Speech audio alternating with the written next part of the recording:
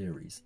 In this episode, we're going to be having a look at how to build those Glaivewraith Stalkers and also how to use our Nihilakh Oxide. So before we get started, please make sure that you click the subscribe and bell icon buttons so that you don't miss an episode in the future. And there are plenty of links down below to help support the channel if you wish to do so. There's also fantastic links down there for Facebook and other social media, so you can follow me or those fantastic groups. Now, let's get building those Glaivewraith Stalkers. Alright, so first of all, before we get started, make sure that you do familiarise yourself with the numbers on the sprue, as each piece will be numbered, and have a look at the instructions in the issue provided as well, as you will, get familiar with the pieces. You won't really need the instructions, but it's always good to keep yourself familiarised. Make sure you got your tools, so your clippers, moldline remover, and if you want to use glue you can. You don't need it, but you can use it to help fill out any gaps that do exist. Now make sure that you keep your the flat side of the clippers facing the model and just clip very carefully. There are some pieces like this bit by piece number 10 where it is a little bit tricky, so you want to just make sure that you are careful that you're not clipping off the bone or any knobbly bits which are used to sort of help hold pieces together. And when you finish doing that, you get your moldline remover and you start scraping away. If you do get large bits of sprue left on the models, you can always go back with the clippers and just trim those down. So make sure that you get a nice smooth finish with that. You'll find that the pieces are a little bit delicate as well, so just take your time with it, don't force it too much.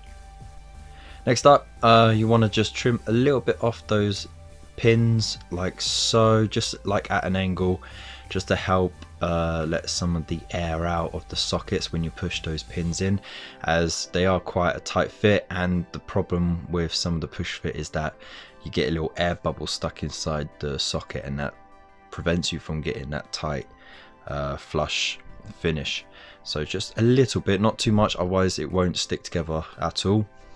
And then you just push the pieces together and be careful. And as you can see with this model, I chose to go with the musician, so the drums, they're kind of like bongo drums but with beat sticks.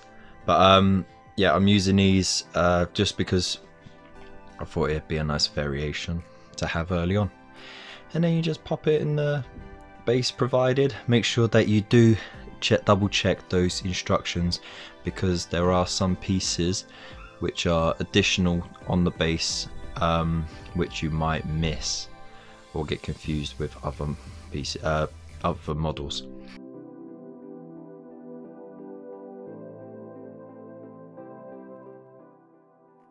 As you can see, it's pretty simple, and it is kind of cool if you have bought more than one.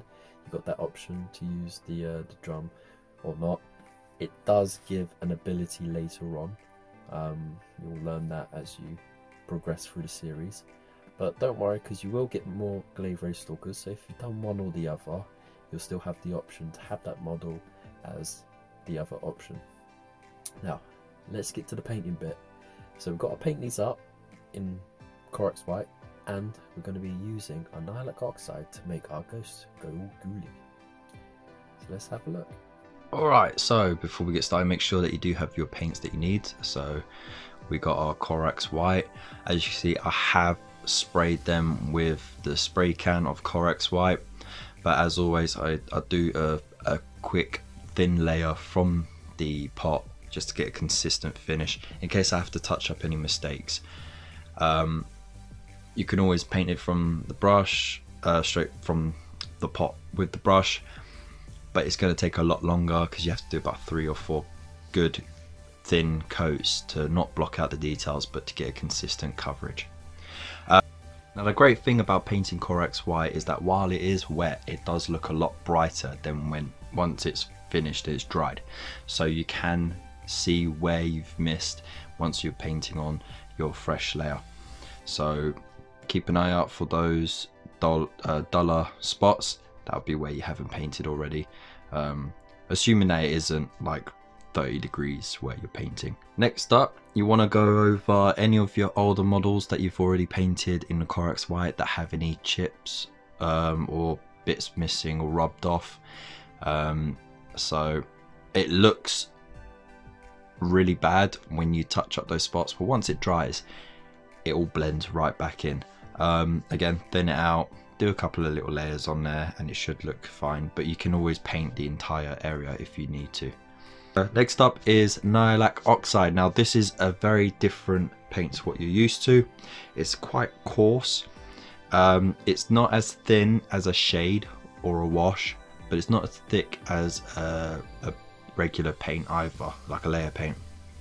I would suggest not watering it down, because I find that this breaks it apart quite a lot, and I would say just slap it on. You will be doing other painting techniques later on that will help reduce the starkness of it, but essentially you just need to get it on quickly and try and avoid getting tide marks. And tide marks are those lines where you can see the brush strokes where it's dried slightly. So paint it on as quickly as you can, but try not to put it on too thickly, and you'll get something looking a bit like this. So it'll look a bit patchy or look a bit weird.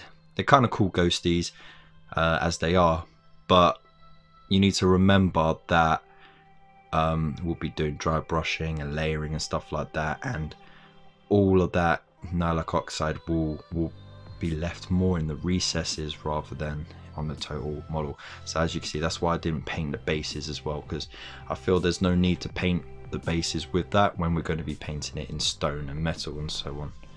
So there you go, there's the other models as well, so you can get a rough idea.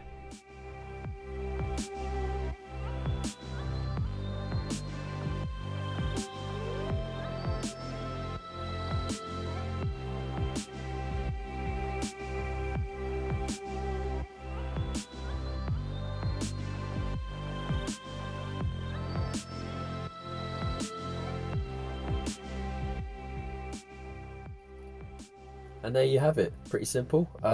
Again, it's really effective. You just got to take your time with it and make sure that you don't get those tide marks. Now, let's have a look and see what you lot, the community, have done with your Nighthaunt so far in our community focus.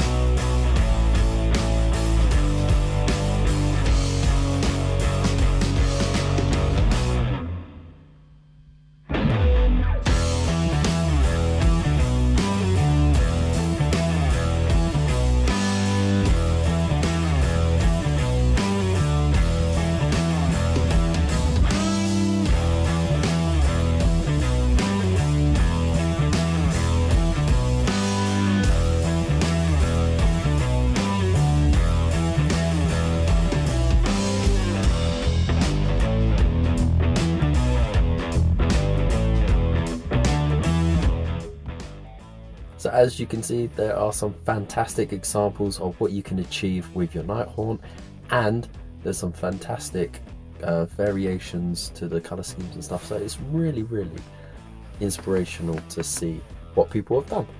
So thank you again for putting your pictures forward and sharing it with us. I hope to see more, and yeah, thank you again for watching. So I'll see you in the next one. Peace.